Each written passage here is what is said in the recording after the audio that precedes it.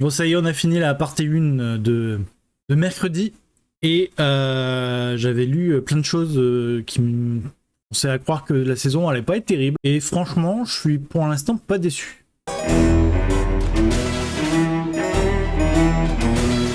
Bon, ça a commencé un peu longué. Les deux premiers épisodes étaient plus là pour mettre un petit peu l'ambiance, un petit peu nous remettre un peu dans l'univers. Je vais essayer de pas spoiler, mais voilà, en gros, on continue sur la saison 1 qui, où à la fin, elle avait mercredi un stalker, et donc la première partie la première partie de la première partie de la saison 2, c'est sur ce stalker. Et en fait, il y en a un deuxième. Il y en a un deuxième. Et ça va être, c'est ça le reste de le reste de la saison. On retrouve quasiment tous les personnages qu'on a vus dans la saison 1, à part l'acteur j'ai oublié son nom, de Jérôme. Je crois que c'est Jérôme.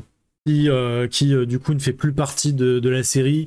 Il était pris dans des histoires de viol, je crois, ou d'harcèlement sexuel, enfin bref. Pas terrible, du coup il a été un peu sorti de la série. On parle de son personnage rapidement parce qu'il fait un tableau pour mercredi. On voit beaucoup Pugsley, le frère de mercredi, qui a un rôle bien plus important que la saison 1, on l'a quasiment pas vu. Là il est un personnage secondaire très présent, comme Gomez et Morticia d'ailleurs. Ils sont tous les deux beaucoup plus présents. Et c'est vrai qu'ils rajoutent un peu à l'effet comique de la série. C'est vraiment une bonne dynamique.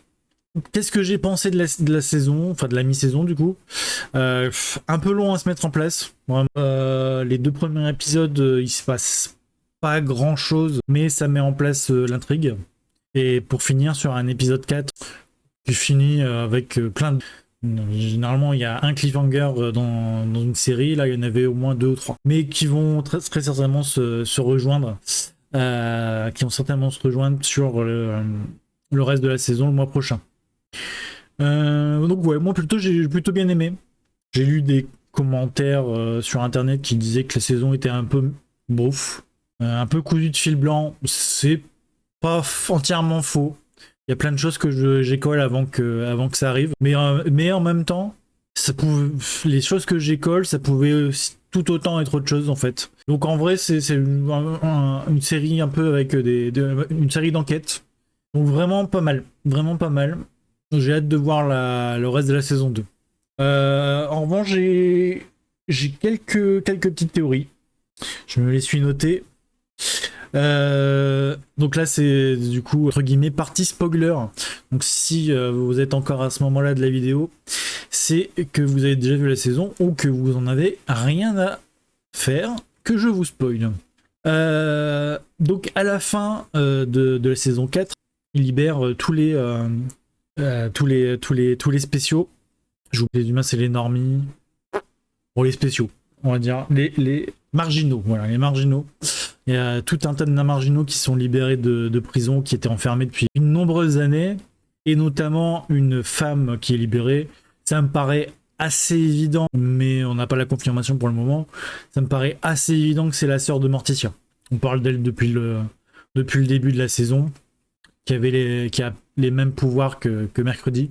Ça va certainement devenir son guide, parce que maintenant le livre... Vu que la mère, Morticia a brûlé le livre, qu'il y a de grandes chances que ça soit elle qui devienne le guide remplaçant.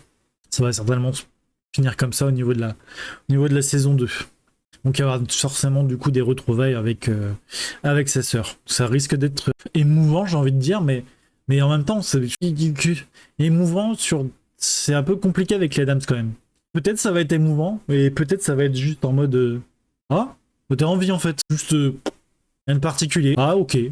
Bon, bah, c'est cool, t'es en vie. C'est ok. On a le vieux, là, j'ai oublié son nom, qui était professeur à l'école quand il était beaucoup plus jeune, qui s'est fait du coup voler, oui, en quelque sorte, il s'est fait manger le cerveau à la fin de l'épisode. Il avait l'air de connaître le zombie. Alors, j'ai oublié son nom. Et donc, avec son cœur artificiel que Pugsley a ramené à la vie.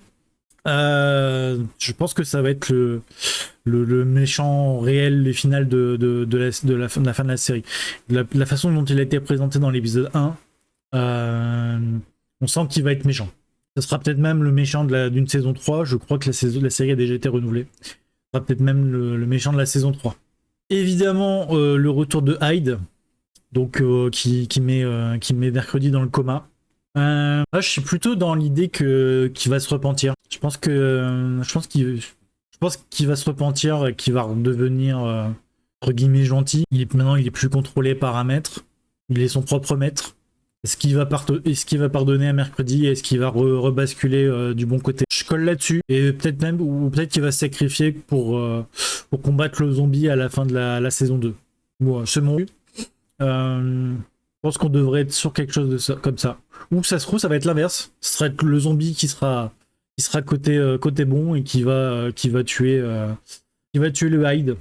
En réalité, les deux sont possibles, mais je serais plus du principe de la repentance. Qu'est-ce qu'on a? Donc on a surtout l'arbre qui a l'air d'avoir un rôle assez important. Donc c'est à cet endroit-là qu'il était enterré, le zombie. J'ai l'impression qu'on n'a pas fini avec cette histoire. L'histoire qu'il racontait au début de la saison. Je pense que ça va vraiment être la fin de la saison, et cette histoire d'arbre, il va y avoir quelque chose au niveau de l'arbre. Donc Pugsley, du coup, qui va être hyper important encore, je pense, le reste de la saison. Alors même s'il n'a pas la possibilité de contrôler les zombies, je pense qu'il a la possibilité de le maîtriser un petit peu. On voit qu'avec son pouvoir d'électricité, qu'il arrive à le maîtriser depuis le début. D'ailleurs, est-ce que je suis pas sûr que ça soit réellement un pouvoir d'électricité? J'ai plus dans l'idée que c'est un pouvoir de vie.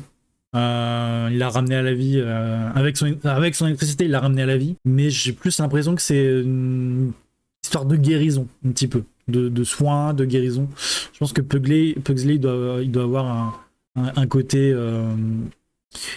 Et il y avait autre chose aussi. Qui nous a interpellé avec ma femme au début de la série. Le pouvoir du père. Le pouvoir du père, il dit qu'il en a pas. Donc ça fait de lui que, mais malgré tout ça, malgré le fait qu'il ait pas de pouvoir, ça reste un marginal. Et ben moi je pense qu'il en a un pouvoir.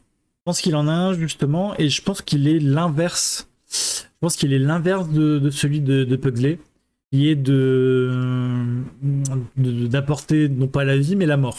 Et même si on est dans la famille Adams et qu'ils sont un peu morbides, on l'a vu déjà dans la saison 1, quand il a tué son camarade de classe, il n'est pas spécialement heureux d'avoir tué quelqu'un. Donc je pense que ça devait pas être la première fois qu'il tue quelqu'un. Je pense qu'il a déjà dû tuer avec son pouvoir et qu'il l'utilise plus. Et à mon avis, je parie sur le pouvoir de mort de Gomez Adams. Dites-moi ce que vous en pensez, vous, dans c'est quelques petites théories, ce que vous en avez pensé, vous, de la saison. Moi, j'ai bien aimé, vraiment, dans l'ensemble, j'ai bien aimé. Un peu longué au début, mais le rythme s'accélère à partir de l'épisode. Au niveau de l'ambiance musicale, on est sur quelque chose de quali. Franchement, les petites musiques, notamment REM, Lost My Religion, Using My Religion, qui passe en version acoustique. C'est vraiment pas mal. Et puis les thèmes génériques en général je trouve.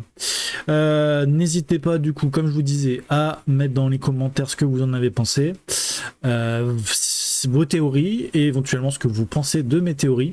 Même si je pense qu'il y a des choses qui sont un peu cousues de fil blanc. Le pouvoir du père, je pense que ça doit être quelque chose. Je pense que il a un pouvoir, c'est sûr, et je pense que le pouvoir de mort, ça doit être quelque chose que Gomez il doit avoir. Et je pense que ça fait partie un petit peu de sa psyché, le fait d'avoir ce pouvoir et de pas vouloir l'utiliser, parce qu'il cherche pas spécialement la mort, même si il est morbide. J'ai cette impression là.